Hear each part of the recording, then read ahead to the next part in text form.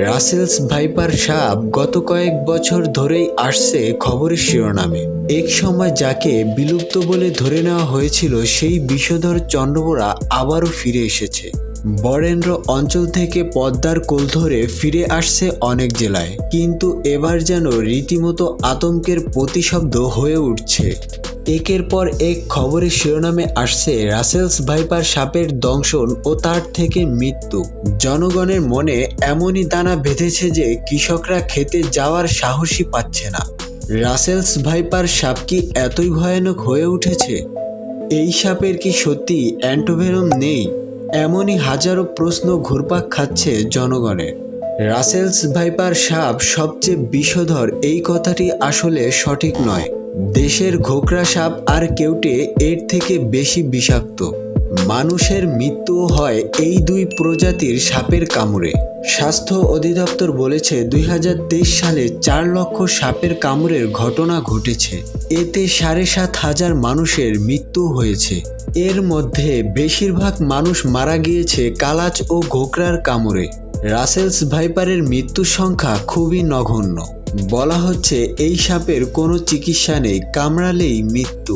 বন্ধুরা, এই তথ্যটি আসলে সঠিক নয়। স্বল্প দংশনের চিকিৎসায় দেশের যে অ্যান্টিভেনম ব্যবহার করা হয় সেই পলিভ্যালেন্ট রাসেল ভাইপারের বেলাতেও সমানভাবে কার্যকর।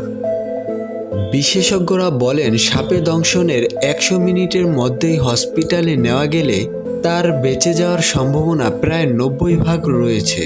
তবে এই সাপের বিষ হেমোটক্সিন প্রকৃতির। এই ধরনের বিষে থাকা এনজাইম রক্তনালীর ভেতরে রক্ত জমাট করে দেয়, ফলে কোষগুলো ক্ষতিগ্রস্ত হতে থাকে। কিডনি সহ আরও অন্যান্য অংশ দ্রুত ক্ষতিগ্রস্ত হয়। এই জন্য অ্যান্টিভেনম দেওয়ার পরেও চেক করা জরুরি।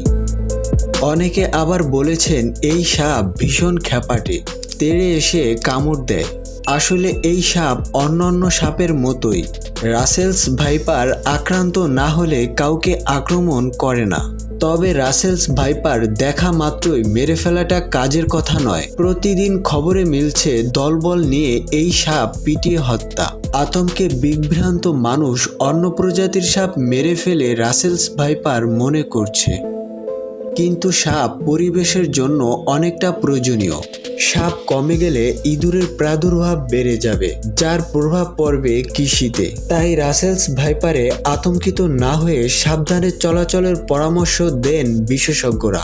সন্ধ্যার পরে লাইট নিয়ে বের হওয়া, ঝোপঝাপ এড়িয়ে চলার মতো ছোট ছোট সাবধানতা মেনে চললেই সাপের কামড় থেকে অনেকটা অংশেই রক্ষা পাওয়া সম্ভব। আর সাপ যদি কামড় দিয়েই দেয় তাহলে ওঝা বা কবিরাজের কাছে গিয়ে সময় নষ্ট করবেন না। দ্রুত হসপিটালে নিয়ে চিকিৎসা দিতে হবে। বন্ধুরা, রাসেলস ভাইপার নিয়ে বর্তমানে কিছু মানুষ আমাদের মধ্যে ভুল ধারণা ছড়িয়ে বেড়াচ্ছে, আর আপনারা তা মোটেও শুনবেন না। সত্য ইনফরমেশন এবং সত্য রহস্য জানতে আমাদের চ্যানেলটি সাবস্ক্রাইব করে আমাদের সাথে থাকুন।